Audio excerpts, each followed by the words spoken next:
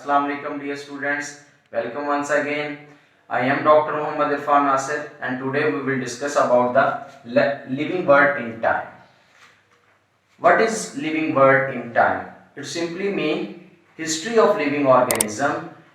इनको स्टडी करना that is called living world in time. History से क्या मुराद कि डिफरेंट तरह के ऑर्गेनिजम्स जो हैं वो कब पैदा हुए, दुनिया के अंदर कब डोमिनेट हुए, ये सारी चीजें जो है ये हम किसके अंदर स्टडी करेंगे, लिविंग वर्ल्ड इन टाइम के अंदर. तो देखें since the time of origin of life, कि जब से ओरिजिन लाइफ का ओरिजिन हुआ है ऑन दिस प्लेनेट, इस कुराए अर्ज के ऊपर, तब से वेरियस ऑर्गेनिज्म, बहुत सारे ऑर्गेनिजम्स जो है दैट हैव बीन इवॉल्व्ड, ये पैदा भी हुए एंड डोमिनेटेड, और डोमिनेट भी किया डिफरेंट पीरियड्स ऑफ टाइम, कि टाइम के डिफरेंट अदवार के दौरान ये पैदा भी होते रहे और क्या होते रहे, डोमिनेट भी होते रहे.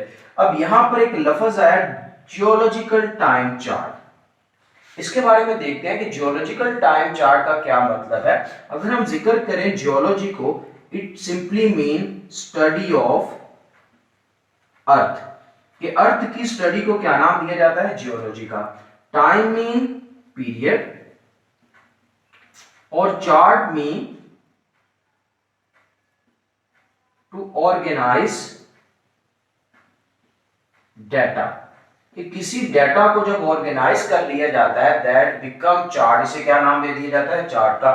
तो सिंपल देखें कि डिफरेंट पीरियड्स को, किसके पीरियड्स को, अर्थ के डिफरेंट पीरियड्स को ऑर्गेनाइज कर लेना into data form, that is called geological time chart. तो ये था हमारे पास सिंपली कि लिविंग वर्ल्ड इन टाइम है क्या चीज. अब हम बात करते हैं कि जियोलॉजिकल टाइम चार्ट जो है ये कैसे बनाया जाता है, इसकी बेस क्या है. तो देखें जियोलॉजिकल टाइम चार्ट की जो बेसिस है दैट आर द एविडेंसेस. ये क्या चीज है, ये एविडेंसेस हैं. किसके एविडेंसेस, फॉसिल्स के एविडेंसेस. और फॉसिल्स क्या होते हैं, these are the remnants of dead material, ये डेड मटेरियल के रेमनेंट्स हैं, बाकियात हैं. तो देखें हम फॉसिल्स के एविडेंसेस लेंगे. कैसे हमें पता चलेगा इसके एविडेंसेस का, जब हम फॉसिल्स को सबसे पहले डिस्कवर करेंगे और फिर स्टडी करेंगे तो हमारे पास ऐसे एविडेंसेस हासिल होंगे जिसको बायोलॉजिस्ट यूज करता है, किस लिए, to place organism in a time sequence, कि ताकि वो वक्त के लिहाज से बता सके कि कौन सा ऑर्गेनिज्म दुनिया में पहले आया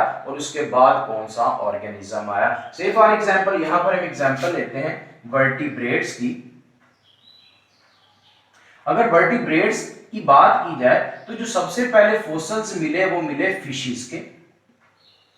फिशेस के बाद फॉसिल्स जो बायोलॉजिस्ट को नजर आए वो कौन से थे, एम्फीबियंस के.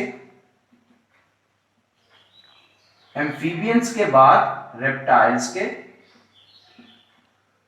और फिर बर्ड्स एंड मैमल.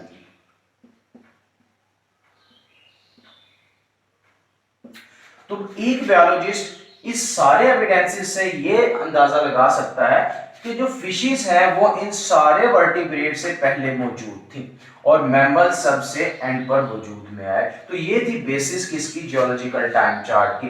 अब हम मेथड डिस्कस करते हैं कि किन मेथड्स के थ्रू हम ये चीजें जो हैं ये बना सकते हैं, या किस तरह हमें आइडिया हुआ कि हम ये जियोलॉजिकल टाइम चार्ट को बनाने के काबिल हुए. तो सबसे पहला मेथड है सेडिमेंटेशन मेथड. तो व्हाट इज सेडिमेंटेशन, अगर हम एक ग्लास पानी को लें और उसके अंदर डिफरेंट डेंसिटी की, जैसे मिट्टी है, रेत है और कंकर वगैरह है, वो डाल दें तो हम देखते हैं कि सबसे जो भारी चीज होती है वो सबसे पहले सेटल डाउन होती है और जो सबसे हल्की चीज होती है वो सबसे ऊपर आती है. इस तरह डिफरेंट तरह की सेडिमेंट्स जो हैं, लेयर्स जो हैं वो बनना शुरू हो जाती हैं ग्लास के अंदर. That process is called sedimentation.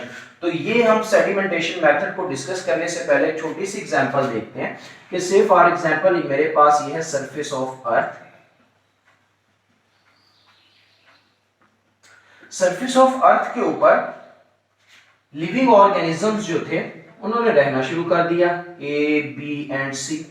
वक्त के साथ साथ क्या हुआ कि एनवायरनमेंट ने इन ऑर्गेनिज्म को फेवर करना बंद कर दिया, एनवायरनमेंट इनके लिए सूटेबल नहीं रहा. तो ये ऑर्गेनिज्म जो थे ये मरना शुरू हो गए. जब मरना शुरू हो गए तो अर्थ क्रस्ट ने इन ऑर्गेनिज्म को कवर अप कर लिया, अपने अंदर बरीड कर लिया. तो मेरे पास एक सेडिमेंट बन गया. इसी तरह जब ये सेडिमेंट बन गए तो कुछ ऑर्गेनिज्म किसी और जगह से for example D, E and F वो इस जगह पर ट्रांसफर हुए क्योंकि उनके लिए ये एनवायरनमेंट सुटेबल था, यहाँ पर रहना शुरू कर दिया। कुछ अरसे के बाद ये ऑर्गेनिजम्स जो हैं ये भी डेड होना शुरू हो गए due to the not support by the environment, के एनवायरनमेंट ने इन्हें भी सपोर्ट करना बंद कर दिया। तो सिंपली ये ऑर्गेनिजम्स भी क्या थे, डेड होना शुरू हो गए और अर्थ क्रस्ट ने इन्हें भी कवर अप कर लिया। तो मेरे पास ये क्या बन गया, सेकंड सेडिमेंट की लेयर बन गई। इसी तरह कुछ और ऑर्गेनिज्म से फॉर एग्जांपल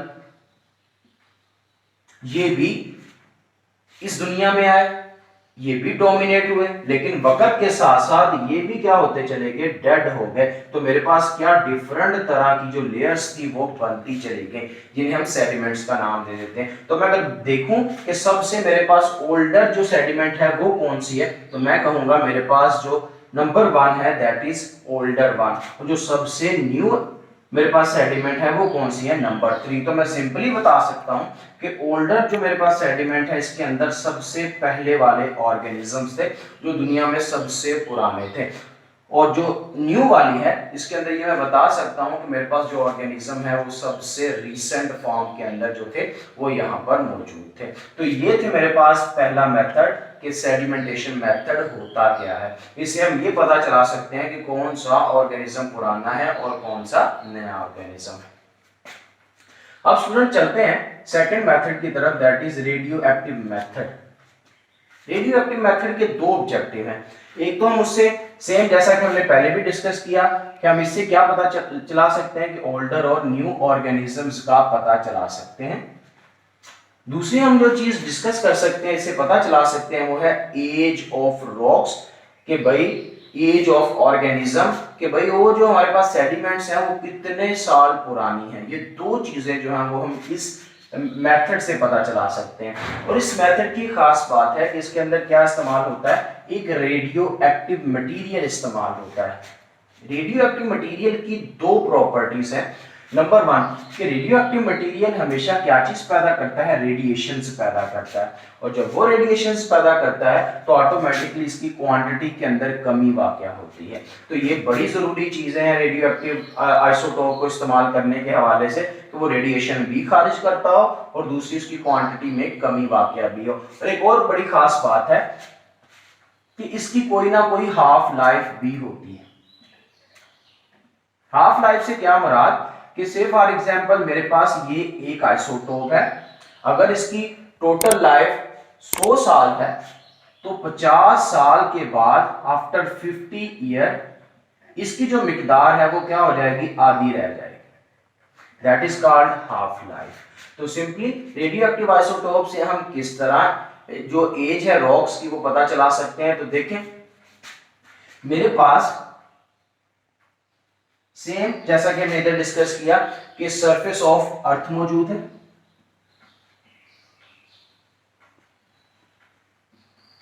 इसके ऊपर डिफरेंट तरह की लेयर्स मौजूद हैं जैसा कि हम पीछे भी बना चुके हैं। तो जो सबसे ओल्डर लेयर है ये मेरे पास सबसे न्यू लेयर होगी। तो जो सबसे ओल्डर लेयर है उसके अंदर रेडियो एक्टिव मटेरियल को बहुत ज्यादा टाइम गुजर चुका होगा। तो जब बहुत ज्यादा टाइम गुजर चुका है, से फॉर एग्जांपल इसका वेट था 100 kg, जब इसने पहली हाफ लाइफ मुकम्मल की तो इसका वेट कितना रह गया, 50 kg, और जब इसने दूसरी हाफ लाइफ मुकम्मल की तो इसका वेट कितना रह गया, 25 kg। तो वक्त के साथ साथ ये रेडिएशन खारिज करता चला जा रहा है और इसका वेट जो है वो कम होता चला जा रहा है। अब इससे ऊपर वाली जो सेकंड लेयर के अंदर अगर हम देखें तो क्या सिनेरियो, यहां पर क्योंकि अभी टाइम कम गुजरा है तो ये 100 इसका वेट था, इसने रेडिएशन खारिज की, किसमें कन्वर्ट हो गया, 50 के अंदर कन्वर्ट हो गया। अब तीसरी लेयर को अगर मैं डिस्कस करूं तो ये जो रेडियो एक्टिव मटेरियल है अभी इसी फॉर्म में मौजूद है क्योंकि अभी से इतना ज्यादा टाइम नहीं गुजरा। तो देखें जो सबसे पुरानी लेयर थी वहां पर किसी भी रेडियो एक्टिव आइसोटोप ने रेडिएशन खारिज करते करते उसकी क्वांटिटी में कमी वाक़या हो गई। अब यही बात हम इधर डिस्कस करेंगे। तो इसका क्या मतलब कि जो सबसे पुरानी लेयर थी वहां पर रेडियो एक्टिव आइसोटोप की मिकदार मुझे सबसे कम मिलेगी। सेम यहां पर डिस्कस किया जा रहा है कि रेडियो एक्टिव आइसोटोप जो है in older layer contain less amount of radio active isotope. कि हमारे पास सबसे कम रेडियो एक्टिव आइसोटोप कहां पर बचा, जो सबसे ओल्डर लेयर थी, जबकि younger layer contain more amount of radio active isotope. जो मेरे पास न्यू या मेरे पास यंगर जो लेयर है उसके अंदर रेडियो एक्टिव आइसोटोप की मिकदार सबसे ज्यादा होगी।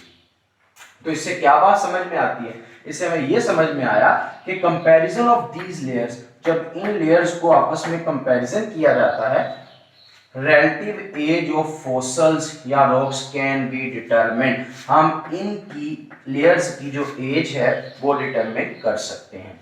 और लास्ट में fossils found in same layer, कि भाई जो एक लेयर के अंदर फोसल मिले, जैसा हमने पीछे भी डिस्कस किया था ए बी एंड सी, इसका क्या मतलब कि fossils found in the same layer, जैसा कि किसके फोसल्स मिले हमें, ए के, बी के एंड सी के, must alive in the same geological period, वो एक ही वक्त में जिंदा रहे होंगे। और दूसरी लेयर के अंदर कौन था, डी ई एंड एफ। इसका क्या मतलब कि डी ई और एफ जो थे वो एक ही वक्त के अंदर एक ही जगह पर मौजूद रहे होंगे। तो ये था स्टूडेंट्स हमारे पास दूसरा मेथड जो बता रहा था कि हमें क्या चीज पता करनी है, न्यू ऑर्गेनिज्म और ओल्डर ऑर्गेनिज्म के दरमियान, और दूसरा एज जो है हम डिटरमिन कर सकते हैं by radioactive method. Repeat करवा दूं कि हमने आज क्या डिस्कस किया।